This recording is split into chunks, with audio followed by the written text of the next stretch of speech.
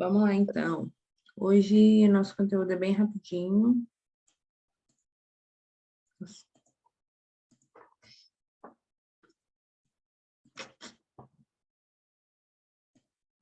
Hoje a gente vai falar sobre concordância. Deixa eu achar só o momento de vocês aqui. Certinho, concordância. Nossa penúltima aula. O que a gente tem feito ao longo das nossas aulas? A gente está falando sobre a língua portuguesa desde lá do comecinho, que a gente aprende lá na primeira série, não com os nomes propriamente ditos, né? Mas a gente aprende a formular uma frase, a formular um conceito, a ter uma comunicação mais precisa, desde que a gente aprende a falar, basicamente, né? Somos seres de mera repetição, a gente só repete tudo que a gente lê, ouve ou vê em algum lugar, mas ao mesmo tempo somos seres de repetição e também somos seres de construção. Então, cada um tem ali a sua bagagem, sabe se portar, sabe falar de maneiras diferentes em determinados campos, digamos assim. Falei com vocês ao longo das nossas aulas que o intuito da minha disciplina aqui é fazer com que vocês entendam que a comunicação ela precisa ser uma comunicação fluida. Vocês precisam ser entendidos em qualquer lugar, por qualquer pessoa. Vocês, obviamente, sabem termos técnicos da área de vocês que eu não faço a menor ideia. Então, se vocês fossem falar comigo sobre algo mais técnico, vocês teriam que trazer para uma linguagem mais acessível, porque como eu não sou do campo, eu preciso entender aquilo ou algo que está acontecendo comigo, vocês vão ter que me passar isso. Da mesma forma que quando vocês estão entre vocês, ou com o chefe, ou com pessoas que trabalham também na área da saúde, vocês falam diretamente com os termos técnicos. Por quê? Porque a profissão de vocês exige uma comunicação diferenciada. E vocês vão utilizar essa comunicação mais técnica com pessoas que sabem utilizar a mesma comunicação mais técnica de vocês. Então, a minha disciplina aqui é mostrar para vocês que a nossa linguagem ela é uma linguagem que ela é muito fluida. A gente consegue falar sobre tudo com qualquer pessoa, apenas adaptando o nosso nível de linguagem. Então, desde a primeira aula, a gente vem falando sobre isso, vem tratando da importância de saber brincar na linguagem, de saber se comunicar, de saber se portar com a linguagem, dependendo do âmbito onde a gente está inserido, do grupo social, do momento histórico, da maneira como a gente fala as palavras. Então, a gente vem tratando sobre essas nuances da língua num campo muito mais prático. Eu não quero que vocês decorem a gramática, eu não quero que vocês peguem uma lista de verbos e decorem essa lista de verbos. Por quê? Porque a gente já fez isso ao longo da nossa carreira acadêmica. O meu papel aqui é mostrar para vocês que tudo isso que a gente carrega ao longo da nossa vida acadêmica, da nossa vida escolar, é muito útil, principalmente no âmbito da linguagem. Porque, mais uma vez, é a única disciplina que está em qualquer outra disciplina. É a única disciplina que vocês utilizam todos os dias, a partir do momento que vocês acordam. Na grande maioria das vezes, até durante o sono, porque às vezes a gente sonha algumas coisas estranhas, e aí quando a gente acorda, a gente fica procurando significado para aquilo. Por quê? Porque são construções. A gente tira o nosso entendimento a partir de tudo aquilo que a gente vivencia. E a linguagem é a mesma coisa. Então, hoje, a gente vai tratar num âmbito não tão gramatical, mas também não tão usual da linguagem. A gente vai falar sobre concordância. E qual a importância da concordância quando a gente fala muito bem, quando a gente consegue construir muito bem. Vamos lá. Eita. Saiu aqui de novo. Nossa, essa câmera tem um zoom, né? Meu Deus do céu. Eita, abri errado de novo. Eu tô igual aquela tia que não sabe abrir as coisas no computador. Jesus, agora foi. Vamos lá. Por que a gente está falando sobre concordância hoje? Porque a concordância é a parte da gramática que estabelece justamente essa relação entre cada componente da oração. Então, toda vez que a gente vai construir um texto, construir um pensamento, construir uma frase, um período que seja, a gente precisa que todos os elementos ali tenham uma relação, para que fique bonito de ouvir, para que fique fácil de falar e que fique fácil de entender. Então, a gente tem dois campos na concordância. Nós temos a concordância verbal, que é aquela que vai garantir que os verbos vão concordar com o sujeito, e a gente tem a concordância nominal, que é aquela que vai garantir que todos os substantivos concordem com o adjetivo, o artigo, o numeral e os pronomes. Na frase, nós estudaremos regras e exemplos complicados juntos. Olha como tudo está no plural, como tudo soa bonito, como tudo fica fácil de entender. Por quê? Porque a frase está na sua concordância perfeita. Então, quando a gente fala, quando a gente escreve, quando a gente se comunica, seguindo as regras da concordância, a nossa comunicação fica mais fluida. Observem o quadrinho que eu vou subir agora para vocês. Tem duas mocinhas conversando. E uma fala, ai, amiga, então quer dizer que ele está saindo com uma bonitona que conheceu na academia? Sinto muito. E a outra responde, tudo bem, já me senti vingada quando ele falou na frente dos amigos, quando ela falou na frente dos amigos dele, tenho bebido menos Coca-Cola. Qual o aspecto dessa frase que faz com que essa frase soe estranha? A partícula menos. Por quê? Porque a gente entende que o menos não existe. Mas a partir do momento que a gente coloca isso na frase, isso faz com que a frase perca aquela riquezinha que a gente entende ali. Que a frase não fica tão bonita de ser ouvida nem de ser lida. Então, a concordância nominal, ela existe e ela vai caminhar desse pressuposto. Ela vai garantir que as relações de gênero e número sempre vão estar ali para respeitar essas relações. Essas relações existem para que fique bonito de ouvir, de falar, de construir um pensamento. Onde que ocorre principalmente a concordância nominal? Entre artigo, substantivo e adjetivo. Então, na concordância nominal, nós temos a concordância em gênero, que é quando a gente consegue flexionar entre masculino e feminino. Temos a concordância em número, que indica flexão no singular e no plural. E a concordância em pessoa, que indica flexão em primeira, segunda ou terceira pessoa. Para ficar mais fácil da gente entender, vamos direto para as regrinhas básicas de concordância. A concordância é que existe entre um substantivo e mais que um adjetivo.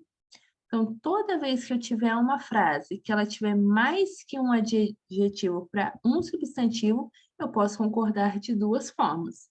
Eu posso colocar o artigo antes do último adjetivo, para fazer com que a concordância fique uma concordância ok, ou eu posso colocar o substantivo e o artigo que o acompanha no plural. Então, na frase, a língua francesa e a italiana são encantadoras. Ambas as línguas são encantadoras. A frase está toda ok, toda ali flexionando da maneira correta. Eu também posso falar, as línguas francesa e italiana são encantadoras. Continua fazendo sentido, continua soando bonito e com a concordância ok. Segunda regrinha que a gente tem, concordância entre substantivos e um adjetivo.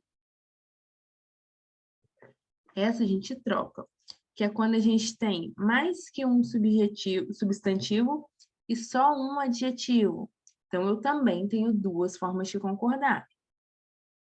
Se o adjetivo vem antes do substantivo, ele só pode concordar com aquele que está mais próximo. Lembra o que é adjetivo? Aquela palavra que caracteriza um substantivo? Então, no caso que a gente tem aí, linda, filha e bebê. A gente não pode falar lindas, filha e bebê. Por quê? Porque o adjetivo, a partícula que está caracterizando, está vindo antes do substantivo. Então, tem que concordar só com o que está próximo. Se o adjetivo vier depois dos substantivos, aí sim ele concorda ou com o mais próximo ou com ambos, com todos os substantivos. Na frase pronúncia e vocabulário perfeito, eu posso concordar só com o que está mais próximo. E na frase pronúncia e vocabulário perfeitos, posso concordar com ambos. As duas maneiras estão corretas. Temos também, em concordância, alguns casos mais particulares. A gente já falou nas expressões problemáticas, mas a forma de agradecer, né? O obrigada, o obrigado. A gente só concorda com aquela pessoa que está falando, com a pessoa que está se sentindo agradecida. Então, mulheres só falam obrigada e homens só falam obrigado.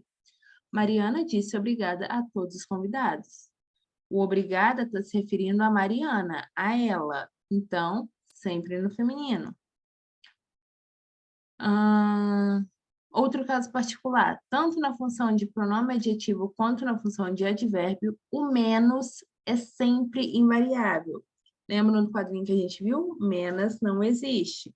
Isso significa que essa flexão não é possível porque a palavra menos não existe na língua portuguesa. Então, se tratando de uma mulher, uma menina, uma pessoa no feminino, a gente não fala menos, porque menos ele funciona para ambos, ele é invariável. Ela é menos questionadora do que ele, não é ela é menos, menos não existe. A palavra meio pode ser utilizada como numeral ou como advérbio, mas depende da palavra que ela está ali modificando.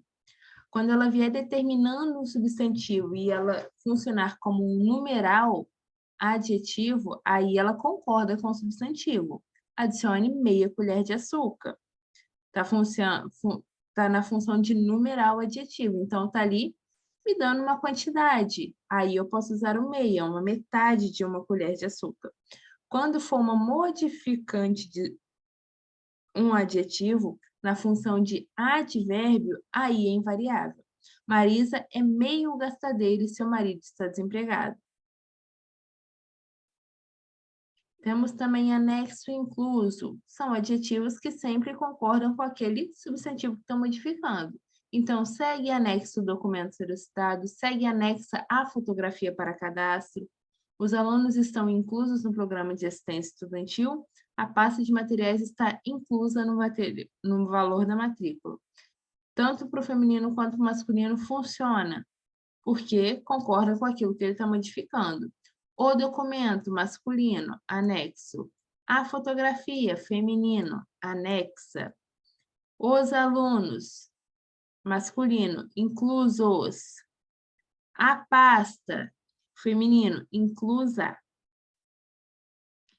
Temos também a concordância verbal. Observem aí o quadrinho da famosa tirinha do Agar, que sempre aparecia em livros didáticos na época da escola. O Agar está conversando com o amigo e ele fala: se eles não forem embora logo, vamos precisar aprender a dormir em pé. Vamos analisar essa frase? Se eles não forem embora logo. Primeira frase.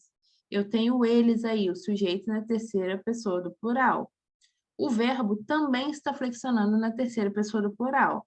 Então, se eles não forem embora logo, a primeira parte está ok. Vamos precisar aprender a dormir em pé. Vamos precisar aprender a dormir em pé quem? Nós.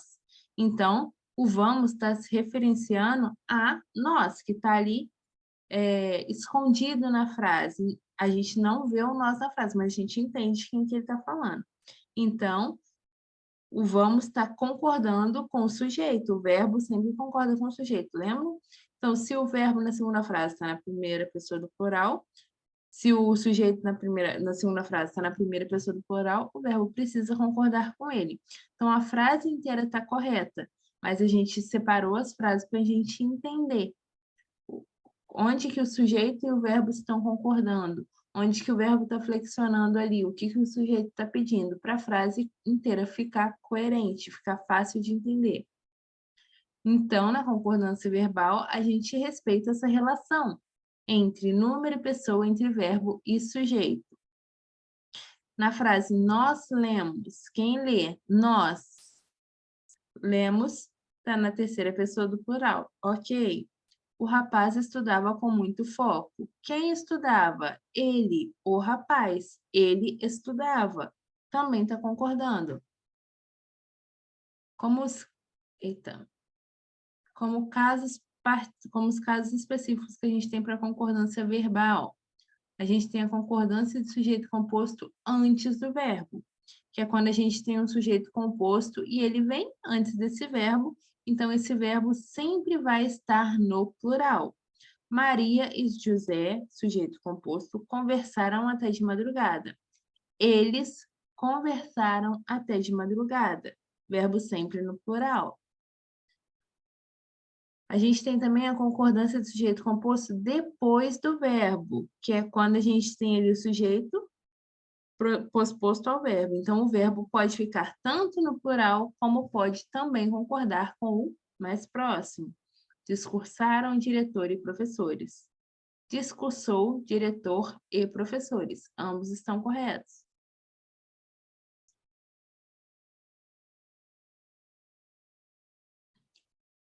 Temos também a concordância do sujeito formado por pessoas gramaticais diferentes, que é quando a gente tem o sujeito composto, mas as pessoas gramaticais ali não são as mesmas. Então, o verbo deve ficar no plural. Mas esse verbo tem que concordar com a pessoa que, no nível gramatical, tem prioridade.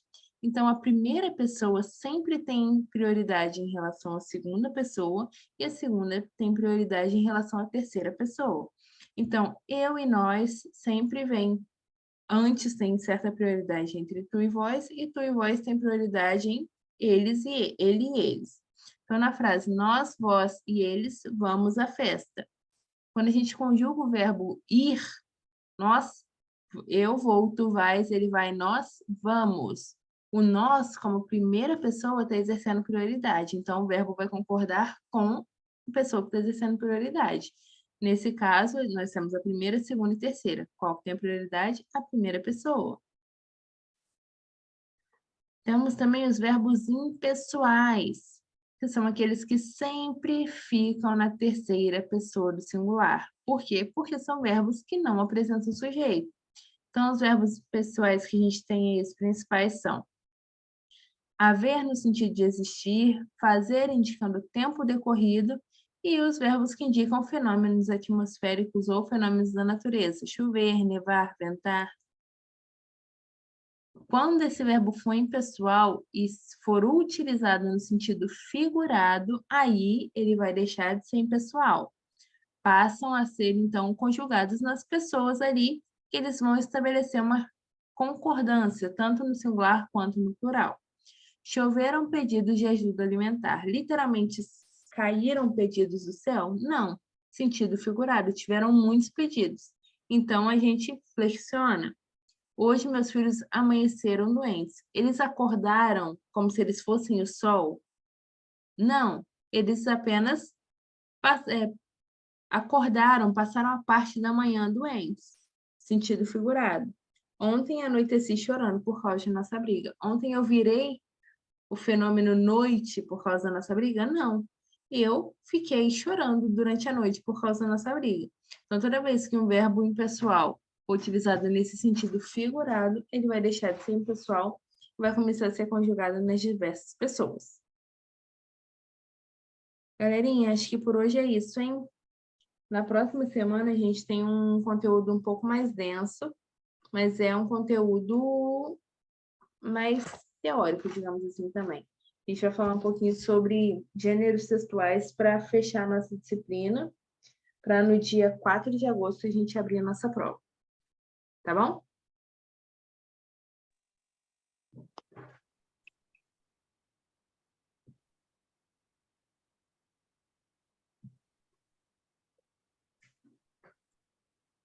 Então, acho que é isso, pessoal. Ah, eu já falei para vocês, né, do trabalho. Segunda-feira eu vou avisar no grupo que eu vou ter as notas, e aí cada um me manda mensagem para saber da sua nota. Fechou? Tá ok, professora. Gente, boa noite para vocês, bom descanso, bom sextou. A gente se vê na nossa última aula antes das férias, na semana que vem. Tá ok, boa noite. Tá bom? Bom final de Beijinho. semana. Bom final de semana para vocês também.